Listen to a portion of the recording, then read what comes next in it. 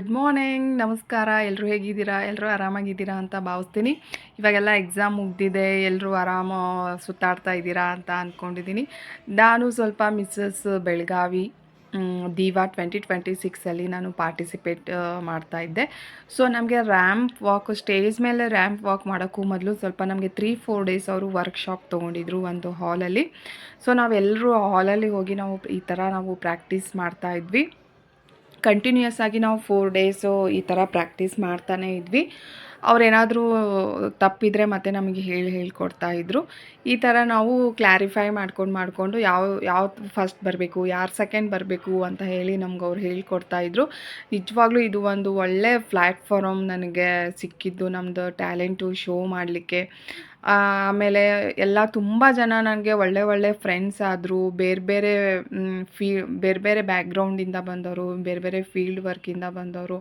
So ನನಗೆಲ್ಲರೂ ತುಂಬ friends ಆದರು. ಅದು ಎಷ್ಟು ಖುಷಿಯಿಂದ ನಾವು 4-5 ಡೇಸ್ ಸ್ಪೆಂಡ್ ಮಾಡಿದ್ವಿ.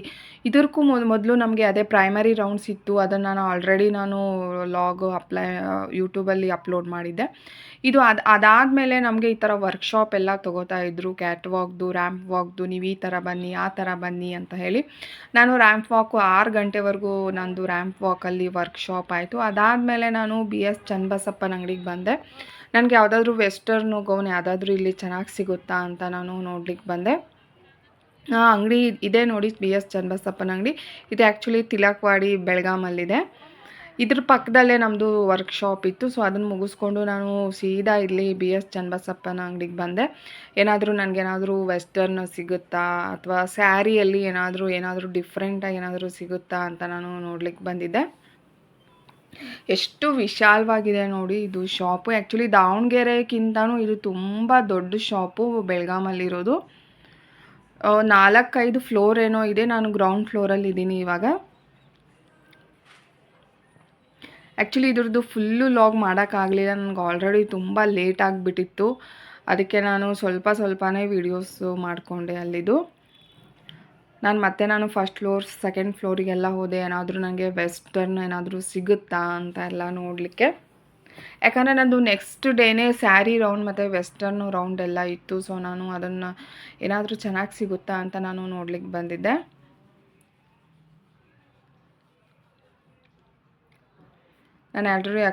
ನಾನು ಫಸ್ಟ್ ಫ್ಲೋರಲ್ಲಿ ಬಂದಿದ್ದೀನಿ, ಏನೋ ಗೊತ್ತಿಲ್ಲ ನನಗೆ. ಅಲ್ಲಿ ತುಂಬ ಫ್ಲೋರ್ ಇತ್ತು, ತುಂಬ ದೊಡ್ಡದಿರೋದ್ರಿಂದ ತುಂಬ ಕನ್ಫ್ಯೂಷನ್ ಎಲ್ಲ ಆಗ್ತಿತ್ತು.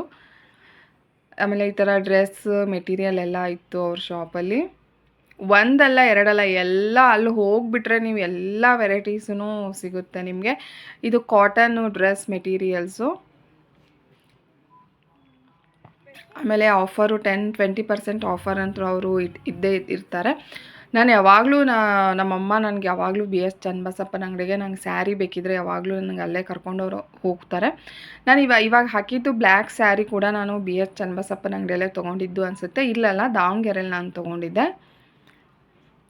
ನೋಡಿ ತುಂಬ ವಿಶಾಲವಾಗಿದೆ. ಆಮೇಲೆ ಲಿಫ್ಟು ಅಷ್ಟೇ, ಒಂದು 10 ಜನ ನಾವು ನಿಂತ್ಕೋಬೋದು, ಅಷ್ಟು ದೊಡ್ಡ ಲಿಫ್ಟ್ ಇದ್ದರು.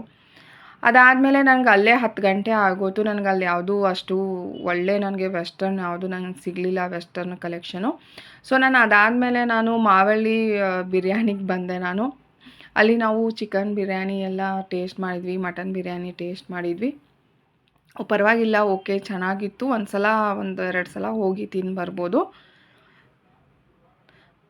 ನನ್ನ ಮಕ್ಕಳಿಗೆ ಎಲ್ಲಿ ಹೊರಗೆ ಹೋದ್ರೂ ಲಾಸ್ಟಿಗೆ ಒಂದು 7 ಅಪ್ ಬೇಕು. ಸೊ ನಾವು 7 ಅಪ್ ತೊಗೋತೀವಿ ಲಾಸ್ಟ್ಗೆ. ನಾನು ಮನೆಗೆ ಹೋಗಿ ಮತ್ತೇನು ಅಡುಗೆ ಮಾಡೋದು ಅಂತ ಹೇಳಿ ಅಲ್ಲೇ ಎಲ್ಲಾದರೂ ನಾವು ಒಂದು ರೆಸ್ಟೋರೆಂಟ್ಗೆ ಹೋಗಿ ತಿನ್ನೋಣ ಅಂತ ಹೇಳಿ ಡಿಸೈಡ್ ಮಾಡಿ ಮಾವಳ್ಳಿ ಬಿರಿಯಾನಿ ನಾವು ಟೇಸ್ಟ್ ಮಾಡಿದ್ವಿ. ಅಲ್ಲಿ ಹೇಳ್ತಾ ಇದ್ದೀನಿ ನಾನು, ತುಂಬ ಟೇಸ್ಟ್ ಇದೆ ಅಂತ ಹೇಳಿ. ಅದು ತುಂಬ ಫೇಮಸ್ ಇದೆ ಬೆಂಗಳೂರಲ್ಲಿ. ಇದು ಬೆಳಗಾವಿಯಲ್ಲಿ ಇವ್ರದ್ದು ಬ್ರ್ಯಾಂಚ್ ಓಪನ್ ಆಗಿತ್ತು. ಅದರಿಂದ ನಾವು ಇದನ್ನು ಟೇಸ್ಟ್ ಮಾಡೋಣ ಅಂತ ಹೇಳಿ ನಾವು ಹೋಗಿದ್ವಿ.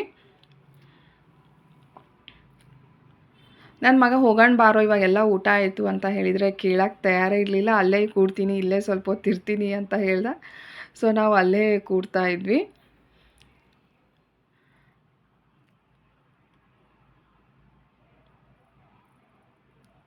ನನ್ನ ಮಗ ಸ್ವಲ್ಪ ಶೈಂಗ್ ವೀಡಿಯೋ ಹಿಡಿದ್ರೆ ಮುಖಕ್ಕೆ ಸ್ವಲ್ಪ ತುಂಬ ನಾಚ್ಕೋತಾನೆ. ಅದು ಈ ಕ್ಯಾಮ್ರಾ ವೀಡಿಯೋ ಇಲ್ಲ ಅಂದರೆ ಆರಾಮಾಗಿ ಫ್ರೀಯಾಗಿರ್ತಾನೆ. ಈ ಥರ ಏನಾದರೂ ವೀಡಿಯೋಸ್ ನಾವು ತೆಗಿತಾ ಇದ್ದರೆ ತುಂಬ ನಾಚ್ಕೋತಾನೆ.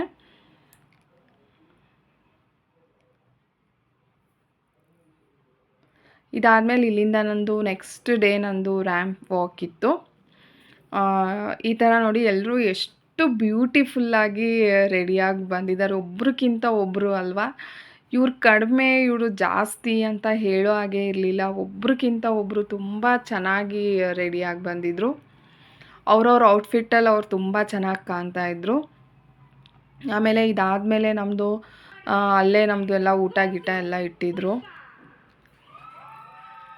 ನಾನು ಅದು ರ್ಯಾಂಪ್ ವಾಕ್ ಮಾಡೋದು ವಿಡಿಯೋ ತುಂಬ ಶೇಕ್ ಆಗ್ತಾಯಿತ್ತು, ಬಟ್ ಅದನ್ನು ಸ್ವಲ್ಪ ಹಾಕಿದ್ದೀನಿ. ಇಲ್ಲಿ ಬಂತು ನೋಡಿ, ಸ್ವಲ್ಪ ಶೇಕ್ ಆಗಿದೆ ವಿಡಿಯೋಸ್ ಎಲ್ಲ.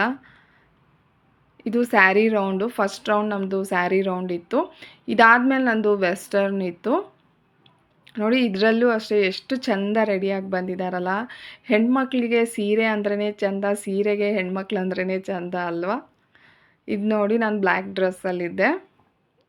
ಇವರೊಂದು 8 ಜನ ನನ್ನೊಂದು ಗ್ರೂಪಲ್ಲಿ ಇದ್ದಿದ್ದು, ನನ್ನ ಏಜ್ ಗ್ರೂಪಲ್ಲಿ ಇದ್ದಿದ್ದು ನಾವು 10 ಜನ ಇದ್ವಿ. ಅದರಲ್ಲಿ ಒಂದು 8 ಜನ ನಂಗೆ ತುಂಬ ಕ್ಲೋಸ್ ಆಗಿದ್ದರು. ನಾವೊಂದು ಗ್ರೂಪ್ ಮಾಡ್ಕೊಂಡಿದ್ದೀವಿ. ಮಂತ್ಲಿ ಒಂದ್ಸಲ ನಾವು ಕಿಟ್ಟಿ ಪಾರ್ಟಿ ಮಾಡೋಣ ಅಂದ್ಕೊಂಡಿದ್ದೀವಿ. ಓಕೆ, ಬಾಯ್ ಬಾಯ್.